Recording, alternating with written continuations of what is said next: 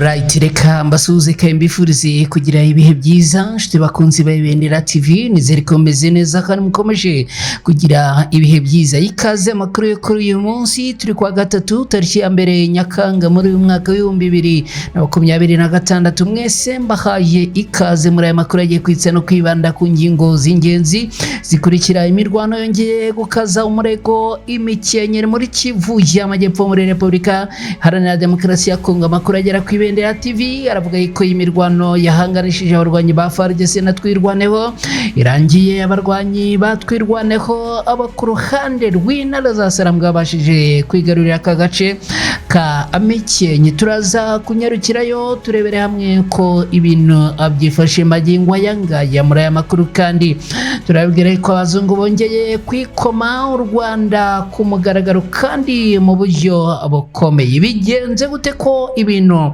byongeye kuzamba? Turabyinjiramo ku buryo burambuye nabyo hano ku Ibendera TV. Ubwicanyi n'ubusahuzi byongeye kuba byinshi i Ruwashi. Abaturage bahunze nyuma y'ambushi ikomeye cyane kandi iteye ubwoba aha i Ruwashi. Turaza kubyinjiramo nabyo, hanyuma muri aya makuru uraza kunyemerera tuze no kugaruka kuri raporo nshya ya Loni imaze gusohoka, ikaba yagiye hanze. Iravuga iki ku barwanyi ba FDLR? Iravuga iki ku barwanyi ba FARDC muri Repubulika Iharanira Demokarasi ya Kongo? Ibi byose turaza kubyinjiramo ku buryo burambuye. Umunyapolitike utavuga rumwe n'ubutegetsi bwa leta ya Kinshasa yitwa Martin Fayulu amaze gutanga gasopo ikomeye cyane kuri Perezida Tshisekedi. Ibyo amwandikiye, nibyo amusabye, nibyo amutegetse, byose turaje tubyinjiremo ku buryo burambuye. Muri aya makuru kandi turaza kugaruka kuri inkuru ivuga ko u Rwanda rumaze gusaba u Burundi ibintu bikomeye cyane. Ni nyirantarengwa ni romarike ikomeye cyane. U Rwanda rero rukaba rumaze kohereza ibaruwa ifunguye kandi ikomeye ndetse yihutirwa ku gihugu cy'u Burundi. Nshuti bakunzi ba Ibendera TV, rero ngizo ingingo tugiye kubakiraho muri aya makuru yo kuri uyu munsi kuri aya masaha. Nizere ko mukomeje kumererwa neza no kugira ibihe byiza. Nitwa Umukada. Niba wamaze kugera hano ndakwinginga ngo nkorere like, kuraza kuba ugize neza. Niba aribwo bwa mbere ugeze hano kandi nkorere subscribe, uraza kuba ukoze. Nitwa Umukada, mbahaye ikaze mu kanya twinjira muri aya makuru ku buryo burambuye.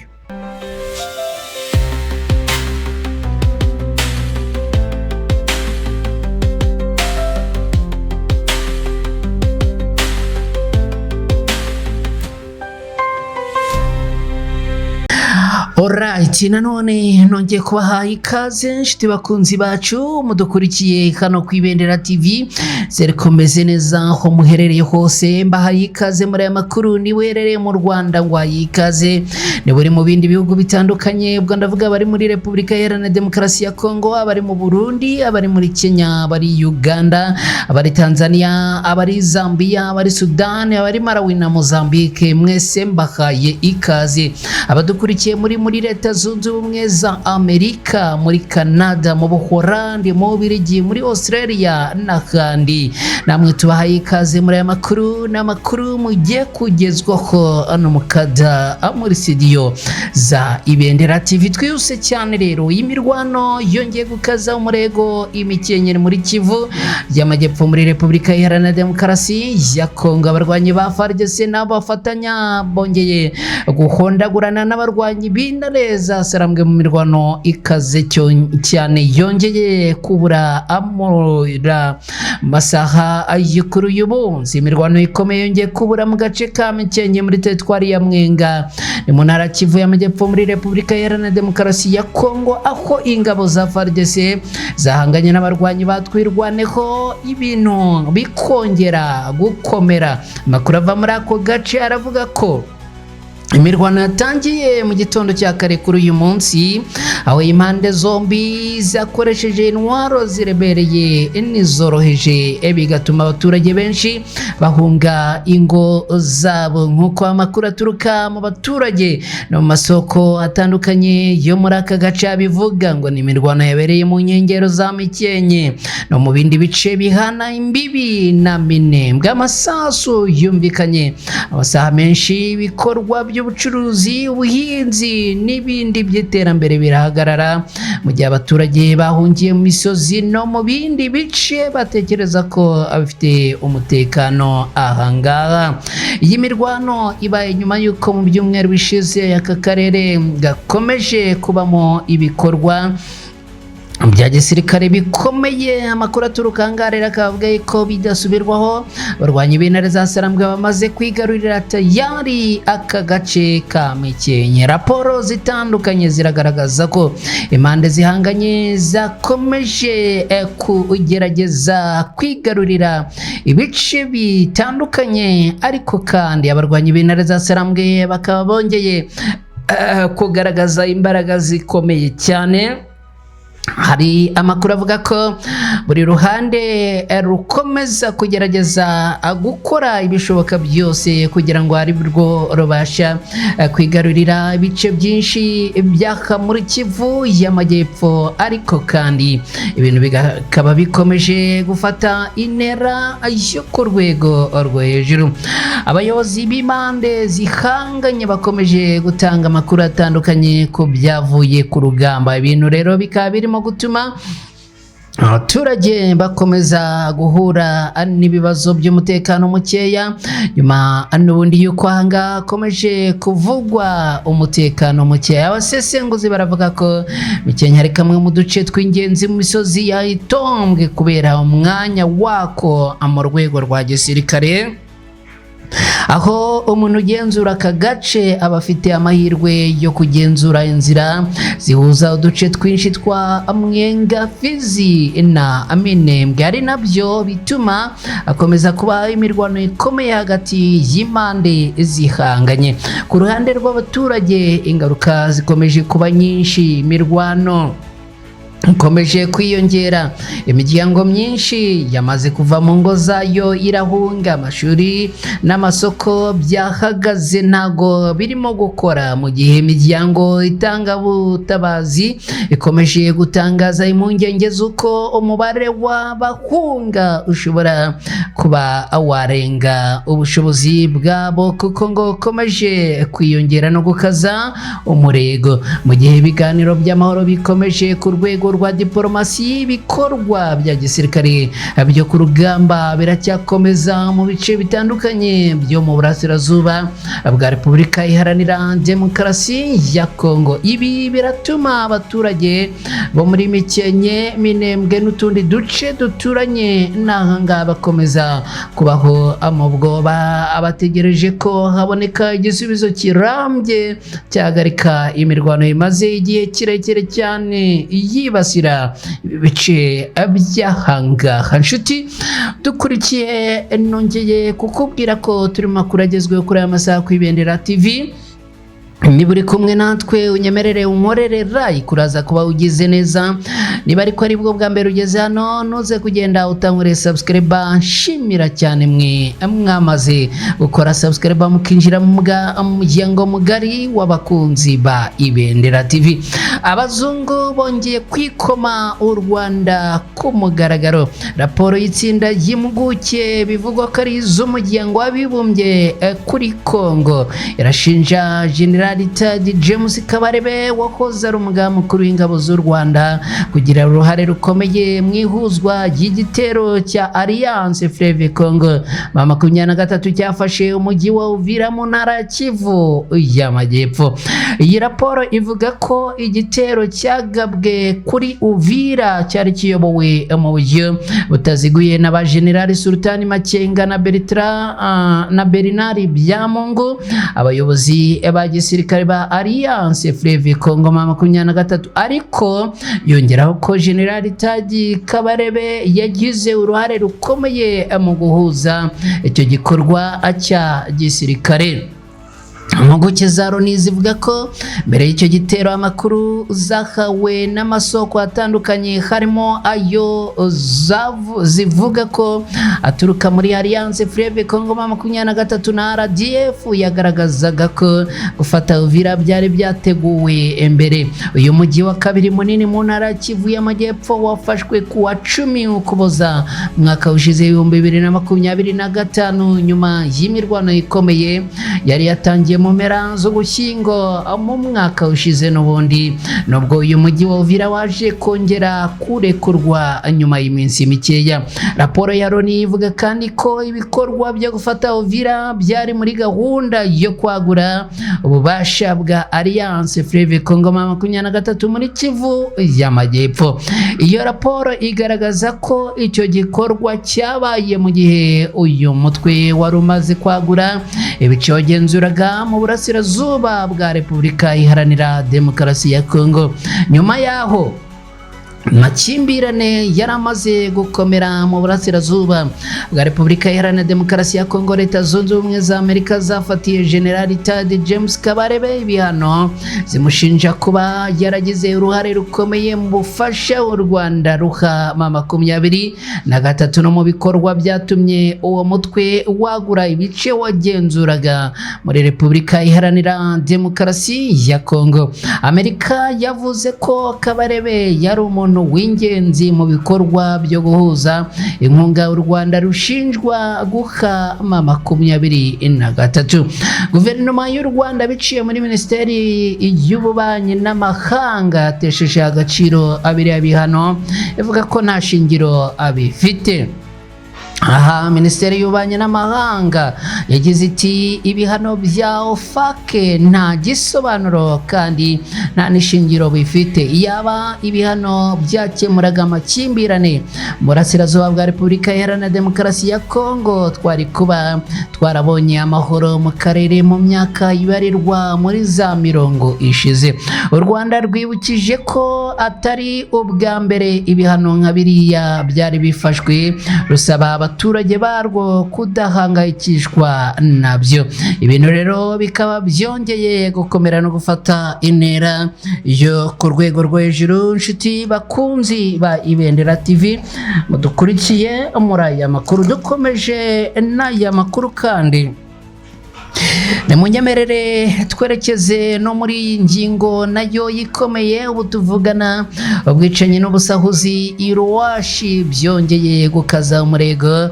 Abaturage bahunze ku bwinshi nyuma y'ambushi ikomeye kandi iteye ubwoba yabaye ahangaha. Umutekano wongeye kuzamba muri teritwari ya Masisi mu ntara Kivu y'Amajyaruguru nyuma y'uko abagizi ba nabi bitwaje intwaro bagabye igico cyangwa se bakoze ambushi ku muhanda wa Ruwashi Bonde bakica abantu benshi bagakomeretsa kandi abandi ndetse bakanasahura abagenzi n'ibicuruzwa byabo. Ibi byabaye ku muhanda ukoreshwa cyane n'abaturage n'abacuruzi, byongera guteza ubwoba mu gace kari gasanzwe karugarijwe n'umutekano muke. Amakuru aturuka muri ako gace avuga ko igico cyangwa se ambushi yagabwe ku modoka n'abagenzi bari bari mu rugendo, ako abagabye icyo gitero babanje kurasa mbere yo kwambuka abaturage bakabambura amafaranga, telefone n'ibindi bikoresho bifite agaciro. Hari abahitanwe n'iki gitero mu gihe abandi bakomeretse, bigatuma rero ibikorwa by'ingendo bita bihungabana. Abaturage bavuga ko umuhanda wa Ruwashi Bonde umaze igihe urangwamo ibikorwa by'ubujura n'ibitero byitwaje intwaro, bikaba bituma abawukoresha bagenda bafite ubwoba bwinshi. Abatwara imodoka baravuga ko hari igihe bahitamo guhagarika ingendo cyangwa kuzikora ari nyinshi icyarimwe kugira ngo bagabanye ibyago byo kugwa muri ambushi nk'izi. Ibi bibaye mu gihe teritwari ya Masisi ikomeje kubamo imirwano hagati y'impande zitandukanye zirwanira kugenzura ibice by'ingenzi aha muri teritwari. Uwo mutekano muke rero uratuma imitwe yitwaje intwaro n'abagizi ba nabi babona uburyo bwo kugaba ibitero ku baturage no gusahura ibicuruzwa byabo. Abayobozi bo muri aka gace basabwe kongera umutekano kuri uyu muhanda no gukaza amarondo kugira ngo abaturage bongere kugenda bisanzuye. Imiryango iharanira uburenganzira bwa muntu nayo ikaba ikomeje gusaba ko hakorwa iperereza kugira ngo hamenyekane abagabye iki gico bafatwe kandi bashyikirizwe ubutabera. Abaturage bo muri Rowashi Bonde n'inkengero zaho baravuga ko bifuza kubona amahoro arambye kuko umutekano muke umaze igihe ubangamira ubuhinzi. Umutekano muke ukaba umaze igihe ubangamira ibikorwa byabo birimo ingendo n'ubucuruzi. Baremeza ko gukaza umutekano ku mihanda no ku byaro ari kimwe mu byafasha kugabanya ibitero bikomeje kubibasira no gusubiza icyizere abaturage. Inshuti bakunzi ba Ibendera TV muri kumwe natwe muri aya makuru, munyemerere ababwire yuko dukomeje kuba mu makuru agezweho kuri aya masaha. Niba wageze hano unyemerere unkorere like, uraza kuba ugize neza. Niba ari bwo bwa mbere ugeze hano unkorere subscribe, ubwo ndasaba kandi namwe mudukurikira mutarakoze subscribe ko mwakora subscribe kugira ngo tujye dusangira makuru utagombye kujya kuyashakisha ahubwo ajye ahita akwizanira. Dore icyo raporo nshya ya Loni ivuga kuri FDLR na FARDC muri Repubulika Iharanira Demokarasi ya Kongo. Raporo nshya y'itsinda ry'impuguke z'umuryango w'abibumbye Loni yashyizwe ahagaragara iragaragaza ko ingabo za Repubulika Iharanira Demokarasi ya Kongo FARDC zakomeje gukorana n'umutwe wa FDLR n'indi mitwe bafatanyije, nubwo ubutegetsi bwa Kinshasa bwari bwarahawe inshingano zo kurwanya no kusenya. Iyi raporo ivuga ko mu gihe ibiganiro bya diplomasi byasabaga leta ya Kongo gufata ingamba zifatika zo guca intege FDLR ku rugamba rwo mu ntara ya Kivu y'Amajyaruguru, FARDC yakomeje kwifashisha abarwanyi b'uwo mutwe mu mirwano abahanganyemo n'ihuriro Alliance Fleuve Congo 23 ndetse na Twirwaneho muri Kivu y'Amajyepfo.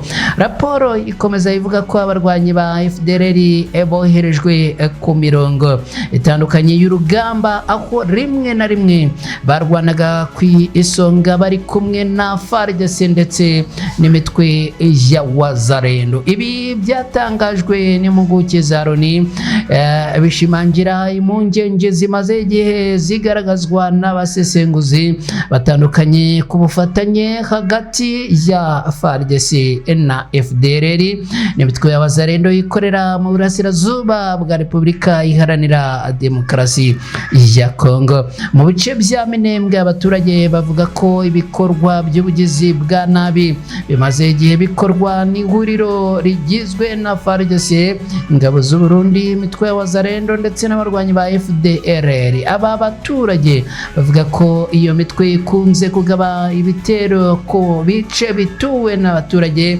b'Abanyamurenge bigakurikirwa n'icwa ry'abasivile, gusahura imitungo yabo no kunyaga amatungo yabo. Abaturage bo muri aka karere bakomeje gusaba ko hakorwa iperereza yigenga kugira ngo n'ubundi akora ibi babikurikiranweho. Iyi raporo y'izi mpuguke za Loni kandi yongeye gukangurira ubutegetsi bwa Repubulika Iharanira Demokarasi ya Kongo kubahiriza ibyo biyemeje mu rwego mpuzamahanga, birimo guca burundu imikoranire yose n'imitwe yitwaje intwaro, by'umwihariko FDLR, umutwe umaze imyaka myinshi ushinjwa gukorera mu bice bitandukanye bya Repubulika Iharanira Demokarasi ya Kongo.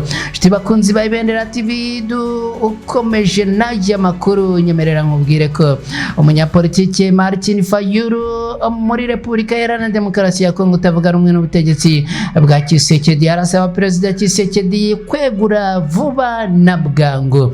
Mu gihe cyo kwizihiza umunsi w'ubwigenge bwa Repubulika Iharanira Demokarasi ya Kongo ku munsi w'ejo hashize tariki 30 Kamena muri uyu mwaka, umuyobozi w'abatavuga rumwe n'ubutegetsi bwa Kinshasa Bwana Martin Fayulu yahamagariye abaturage kurwanya icyifuzo icyo ari cyo cyose cyo guhindura itegeko nshinga ya Repubulika Iharanira Demokarasi ya Kongo, ahubwo aboneraho gusaba Perezida Tshisekedi kwegura vuba na bwangu. Bwana Martin Fayulu arashinja akomeje ubutegetsi buriho gukoresha imitwe itwara gisirikare n'ibinyoma kurwanya ibyifuzo by'abaturage birwanya ivugururwa ry'itegeko nshinga. Kubera iyi mpamvu nk'uko tubikesha ibinyamakuru bitandukanye byo muri Repubulika Iharanira Demokarasi ya Kongo, Bwana Martin Fayulu yahamagariye abaturage ba Kongo kwitabira urugendo rukomeye ku rwego rw'igihugu rugomba kuba ku itariki 8 Nyakanga muri uyu mwaka w'2026 rwo gusaba kwegura Felix Tshisekedi ushinjwa gushaka kurenga ku itegeko nshinga. Bwana Martin Fayulu yagize ati reka tuvuge oya kwihindurwa ry'itegeko nshinga kandi dusabe ko Perezida Tshisekedi yegura kubera gushaka kurenga ku mategeko shingiro. Yashimangiye rero ko atavuga rumwe n'ivugurura igihe ryo ryose ry'itegeko nshinga muri iki gihugu, abona ko rinyuranije n'inyungu z'igihugu no kubaha igihugu kigendera ku mategeko. Ibi biravugwa mu gihe umushinga w'itegeko kuri referendum wamaze kwemezwa n'imitwe yombi y'inteko ishinga amategeko muri iki gihugu. Perezida Tshisekedi akaba yaramaze kohereza inyandiko mu rukiko rushinzwe kurinda iremezo ry'itegeko nshinga kugira ngo ruyemeze. Impaka rero zirakomeje ku bijyanye no kuvugurura itegeko nshinga, ikaba ari ingingo ikomeje gucamo ibice imitwe ya politike na sosiyete sivile. Nshuti bakunzi ba Ibendera TV, turacyari mu makuru agezweho kuri aya masaha ku Ibendera TV.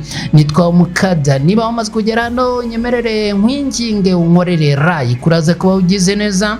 Niba aribwo bwa mbere kandi ugeze hano ntuze kugenda utankoreye subscribe. Ndanashimira cyane abantu mwese mwamaze gukora subscribe ku Ibendera TV, mwarakoze guhitamo neza. Dukomeje n'aya makuru rero, ubu tuvugana u Rwanda rumaze gusaba u Burundi guhagarika uruhare rwabwo mu ntambara yo muri Repubulika Iharanira Demokarasi ya Kongo. U Rwanda rwasabye igihugu cy'u Burundi guhagarika vuba na bwangu uruhare rwarwo rutaziguye mu bibazo n'amakimbirane bikomeje kuzamba mu burasirazuba bwa Repubulika Iharanira Demokarasi ya Kongo, rugaragaza ko hakenewe ubufatanye bwubaka mu gushaka umuti urambye w'umutekano mu karere. Ibi byatangajwe mu biganiro byahuje impande zitandukanye byitabiriwe n'intumwa yihariye ishinzwe gukurikirana uko uburenganzira bwa muntu bwifashe mu Burundi. Ibi biganiro byibanze ku isesengura ry'ukuntu uburenganzira bwa muntu bwubahirizwa ndetse n'uruhare rw'ibihugu byo mu karere mu kugarura ituze muri Repubulika Iharanira Demokarasi ya Kongo. Mu ijambo ry'u Rwanda rwagaragaje ko ari ngombwa ko u Burundi bwirinda kugira uruhare urwo ari rwo rwose rushobora gukomeza gukongeza amakimbirane ari mu burasirazuba bwa Repubulika Iharanira Demokarasi ya Kongo, ahubwo bukibanda ku bufatanye bugamije amahoro n'umutekano w'akarere k'ibiyaga bigari. U Rwanda kandi rwagarutse ku kamaro Burundi bwakomeje kunoza ishyirwa mu bikorwa y'uburenganzira bwa muntu imbere mu gihugu, rugaragaza ko iterambere rirambye ridashoboka hatabayeho kubahiriza uburenganzira n'icyubahiro cy'abaturage bose. By'umwihariko u Rwanda rwasabye Burundi gufata ingamba zifatika kandi zizewe zigamije gukora impinduka zifatika Afurika mu nzego zishinzwe uburenganzira bwa muntu gukorana neza n'isuzuma ngarukagihe y'uburenganzira bwa muntu UPR gukorana n'inzego z'amasezerano mpuzamahanga y'uburenganzira bwa muntu gushimangira ubufatanye n'inzego z'akarere zibishinzwe no kongera imikoranire n'ibiro by'umuryango w'abibumbye bishinzwe uburenganzira bwa muntu ku isi. Nanone kandi u Rwanda rwagaragaje ko ari ingenzi ko Burundi bwagira uruhare mu kubaka icyizere mu baturage babwo binyuze mu kwagura ubwisanzure n'uruhare rwa rubanda mu bikorwa bya gisirikare n'imiyoborere. N'ibibazo bikomeje kugaragara mu karere k'ibiyaga bigari bikomeje gusaba ubufatanye bw'ibihugu byombi biterwa n'umutekano wa Repubulika Iharanira Demokarasi ya Kongo mu hagamijwe gushaka ibisubizo birambye bishingiye ku biganiro n'icyizere hagati y'impande zose bireba. Ngibyo rero ibintu bikaba byongeye gukomera no gufata intera yo ku rwego rwo hejuru. Nshuti bakunzi ba Ibendera TV mudukurikiye muri aya makuru rero nimunyemerere mbashimire, hanyuma ubundi twerekeze ku musozo w'aya makuru. Mwakoze cyane kubana natwe, mwakoze cyane gukora like, mwakoze cyane gukora subscribe. Mwese rero mukomeze kurindwa n'Imana, mugire umunsi mwiza. Bye, ciao ciao.